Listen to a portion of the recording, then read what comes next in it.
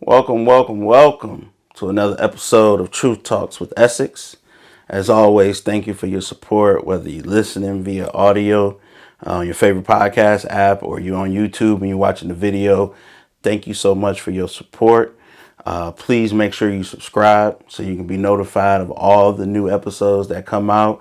New episodes will be released every Monday and Thursday. So let's get into it. If you looked at the title, it's Being Biracial, 44 Years in America, and what that has been like for me. So I'm going to break it down kind of into like three different groups. So the first one would be, it was shameful. And I know that's a difficult word, but I just need you to see how I was as a kid. A kid that looks black. Because if you meet me, or you around me, or if you looking on YouTube at me now, or you go to my social media, if you don't know me, and you look at me, I don't look biracial. I look like I'm black. There are black couples that have lighter kids than me. But my sister is fair skinned. If you look at my sister, you like, okay, she's two races together or something. There's more than just one race in there. And if you notice right then, I try not to say the word mixed, because there are a lot of biracial people. A little quick nugget. There are a lot of biracial people out there that do not like to be called mixed. Mixed has had a derogatory term. It's made people who don't like biracial kids will call them dogs, and that you a mixed mutt. So that's why that word can be offensive. Quick nugget, little note for the future. Using the term biracial or multiracial is way more safe. But I was bullied. I was bullied because I'm around mostly black kids. And my mother, if she comes to get me, like the first time my mom came to get me and kids saw that was your mother, they like, that's your mother? I'm like, nah, that's a friend of the family. And, it hurts my heart now because I realize how horrible that was back then. But I was a young kid. We talking about grade school, right? There's an incident to this day. It's the one time I hurt my mother. I hate it. I can't take it back.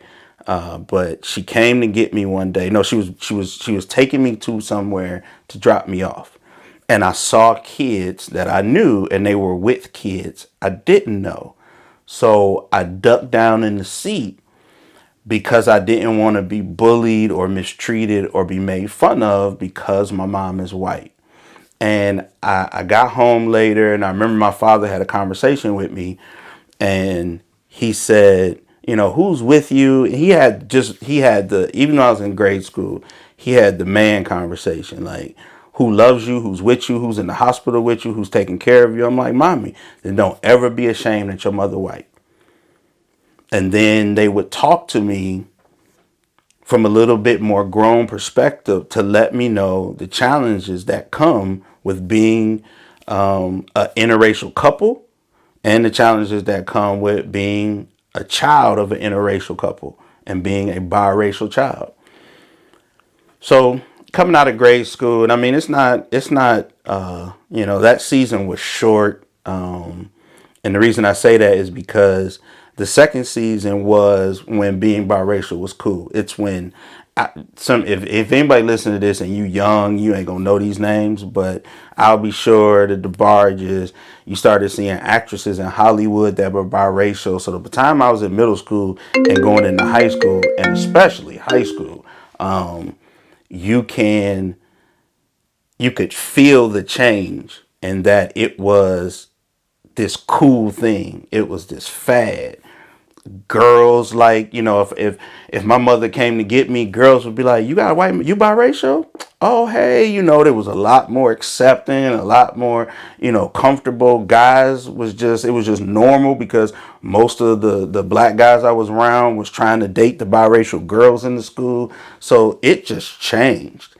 Now, let me say this. I do not believe that publicly at that time, we talking about late 80s, early 90s. I don't believe publicly at that time being biracial was fully accepted, but racism back then looked way different than racism right now.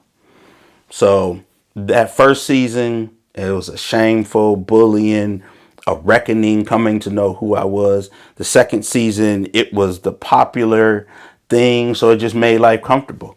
Everybody was, everybody was just extremely comfortable. It wasn't no uncomfortable conversations. If somebody was saying something, if it was a couple of black guys in the locker room saying something like saying a joke that was racist toward white people, they would be like, "Oh, my bad," or "Man, I ain't talking about you or your family." And back then, it was just like, "Oh, okay, cool."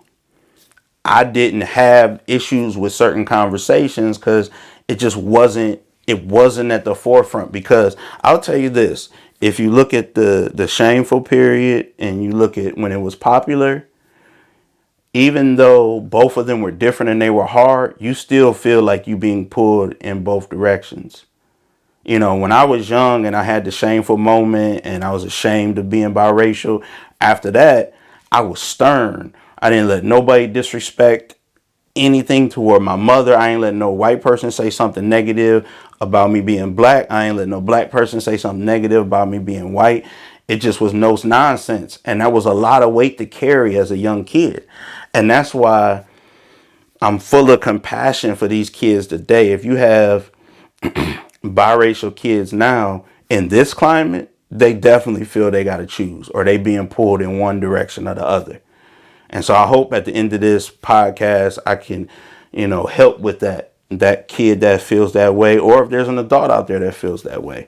So I had those 2 seasons, and then, we jumped to the season that we're in now, where the political climate and racism is at a whole nother level.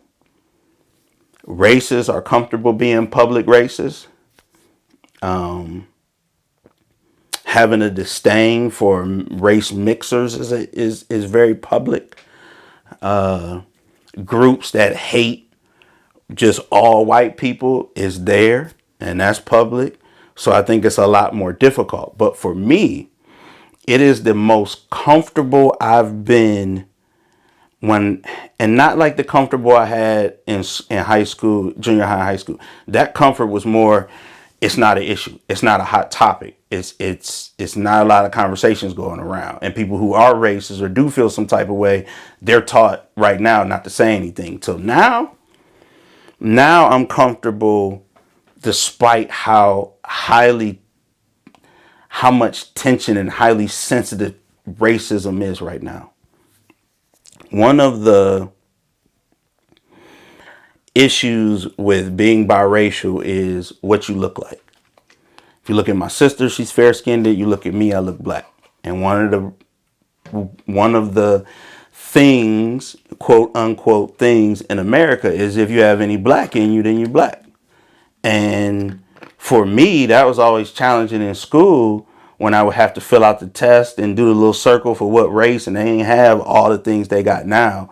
I'm circling white and black, and I would get in trouble. I got rolled up. I had in-school suspension because I didn't want to change it. Because I'm like, that's who I am, and I feel like you're trying to make me be something that I'm not. Excuse me. I feel like you're trying to make me be something that I'm not. I feel like you're trying to tell me I got to be black. Or, and there are biracial kids who really look white and may have more white friends and may be being pressured to stand on their white side. And skin tone, how you're raised, your household, all this plays a part in the mindset of who you are if you're a biracial or multiracial person. Whether you're a kid, going into adulthood, a grown, full adult with years like myself, it impacts the way you see being biracial.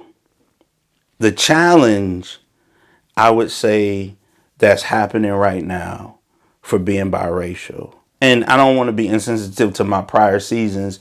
I had the shameful season. I had the really as popular season. But the season that I'm in right now, being biracial in America, these last, let's say, 10 years, to feel the shift in the culture, to feel the politicalness and how race is being politicized, I would say the difficult things that happen now is, and I want to make sure I make this disclaimer. I'm speaking for myself. I'm not speaking for my sister. I'm not speaking for other biracial people. And if you biracial and you listening, you don't have, I'm not speaking for you, and I'm not saying this is how everybody got to be. This is how I am. When one side of the political aisle is fanning the flames of white supremacy, and people who support that person, or people who support that person for political reasons, and then just say, you know what, that's a moral issue, I ain't paying no attention to that, it's not that big of a deal. In my view, you part of the problem if that's where your stance is. If you feel like it's, the stuff that's happening political with white nationalists and white supremacy, if you're looking at it and you're saying, it's not that big of a deal, it is. It's life or death. Those same white nationalists and white supremacists that is being fanned and being thrown dog whistles could see my parents out and kill them. I had a racist white person tell me the one thing worse than the N-word is a white person that lays down with a dog. And they would see my mother and father and try to do them harm, or see me or see my sister and try to do us harm. Also, on the flip side of that, you have the black groups that all white people are the devil and will try to inflict pain on white people, and would look at my father as a sellout. Oh, you married a white woman and moved to the suburbs, you a sellout. That's life or death for me too. You just can't support that and be around me. And that's my choice. It's the reason why I wanted to do this as the first episode. I wanted to address it. It's something I've been asked. How do I feel in these times? I have white men who I consider my friend, my friends who have called me and asked me where I stand. How do you feel about what's going on? Where do you stand? I have Christian brothers and sisters who call me because 75% of Christians support one side of the political aisle. And they call me and ask me, well, how you feel about this and how you feel about that? If I could take a little nugget right here, a little break off the biracialness and just talk real quick about being black. I've been the token black dude. I've been the token black worker. I've been the token black in a department. I've been the token black manager. I've been the token black that got to get in every company picture because I'm the only black there, the only black in this department. And as I got older, and especially in these times, I've been the token black coworker, the token black person that I can have a conversation with and try to get approval that the way I feel is okay. I've had white people talk to me, and because they find out my mother's white, they literally try to get approval to be racist. And I've had black people who know my history. They have a conversation with me and they'll know my history. So the first time I was called the N-word, I was 16. I was leaving a girlfriend's house in the city where I grew up in. Police pulled me over, said I fit the description of some people who were causing the disturbance, grabbed me, spit in my face, called me the N-word. That was my experience with police. And I had that type of experience continually. So black people who I have conversations with, they'll try to use my experiences and then try to be aggressively racist toward white people. And I have to put a stop to that, because just because that was my experience with white people, you can't just say all white people is devil or kill whitey, because that's me. I'm white. Man, you ain't white, man. Look at you. No, I'm white. And if you biracial, don't let nobody strip your identity. And if you are a family member, a friend, a coworker, an acquaintance of somebody biracial, stop trying to define who they are. I am 50% white and 50% black. So in my eyes, I'm all white and all black. That's what I am. I don't, it has been a challenge, being me. Like, so my sister's life was totally different. Other biracial kids' lives are totally different. This is how my life went. And I'm just painting a quick story in these 20, 30 minutes of my life and what it's been like. But I want you to think of the dynamic. One side of my family is white, and the lineage of that is slave owners. The other side of my family is black, and the lineage of black people are slaves. That can pull on kids. When I was younger, even though I was being shamed and bullied, that was a kid thing. Now I could have had you know, I had bad skin because of the autoimmune disease I got. I had bad skin, and people made fun of that. I had other issues, and people made fun of that. I was pigeon-toed. I talked about that. It's not like that now. If a biracial kid is sitting in class, them kids is repeating what they hearing at home, and because people are feeling like they gotta pick sides, what's happening around our children and our kids that are growing up that are white, black, biracial is you start to feel like you got to pick a side. And so if you're a biracial kid and you go to a predominantly white school, you live in a white neighborhood, you got predominantly white friends, you start to feel like I need to shun my black side because that's what they doing over here. If you are a biracial kid and you look black, you in a black neighborhood, you got mostly black friends, now you got to shun all white people because that's what's happening right now. There's black versus white. And that's the challenge. For somebody like me, it's life or death. My life, my parents' lives, all the pain my parents been through. I think interracial marriage was just made legal like 53 years ago. I think it's 53 years. And my parents married soon after that. But the stuff they went through is unbelievable. And then now you got a young kid or an adult or a young adult or older adult who is biracial. In these times, you almost are put in a position where you feel like you got to choose. And I've taken the stance and been comfortable right now with I don't have to choose. This is who I am. I'm biracial. If you white, you can't say racist things toward black people around me. If you support that, you can't be around me. If you black and you part of a black movement that don't like white people or all white people is the devil, you can't stand next to me. You can't stand around me. You can't be around me if you like that. And I'm okay with that mindset now more than I've ever been.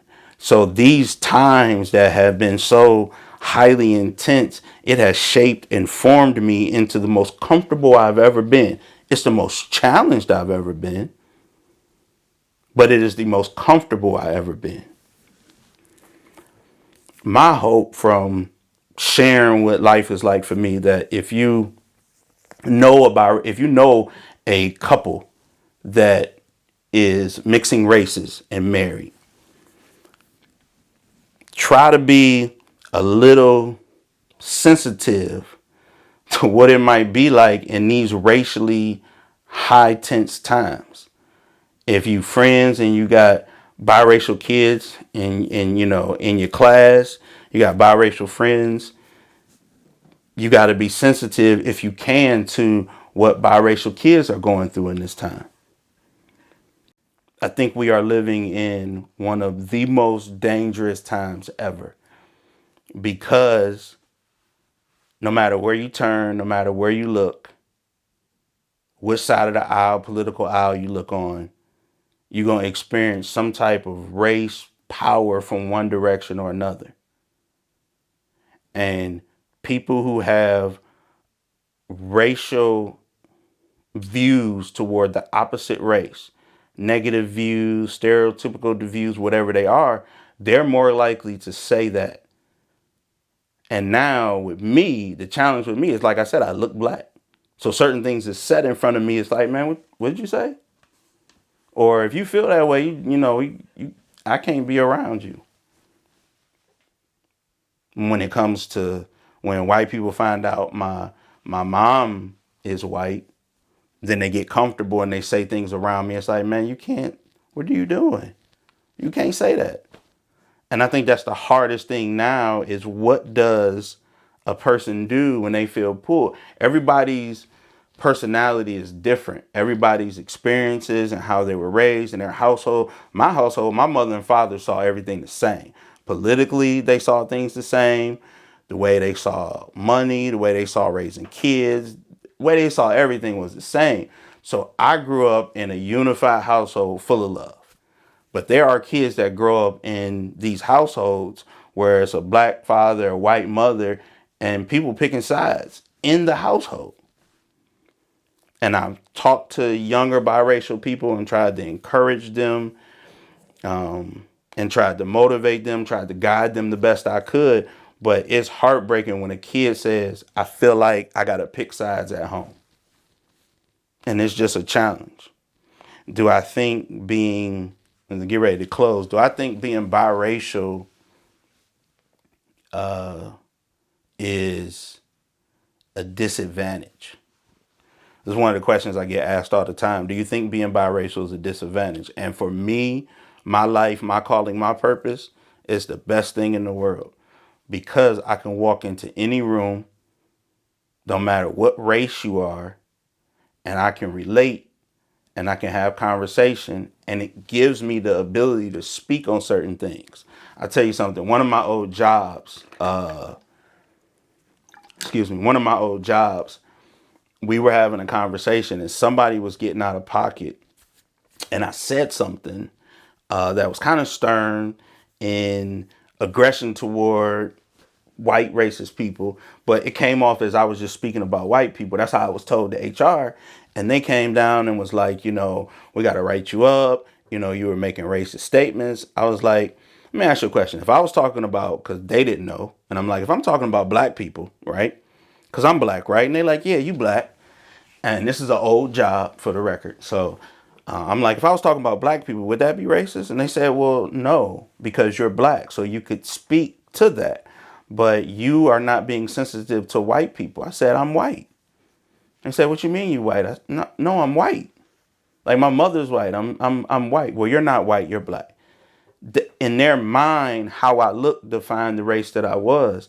And it is hard out here for either one. My sister being fair-skinned, a lot of my sister's hate came from the black community because she was light-skinned, fair-skinned. For some reason, if you was light-skinned, you was stuck up, especially back in the 80s. And that's how she was treated. Me, a lot of things that was done to me was done by white people because I fit into the quote-unquote black category. But now, I just stand tall for both. I'm happy being half white. I'm happy being half black. And yes, race is an issue. Race is real. And this racism and everything we dealing with, trust me, we are the wrong spark away from a very bad place in society. Some people will say we already there, we crossed it, it can't get no worse. And I believe it can get worse. I believe we have time to settle it down. I think what's happening now is the most honest conversations. I think people are actually having the conversation of culture versus race. Because a lot of white people have been called racist their whole life because of the culture they come from.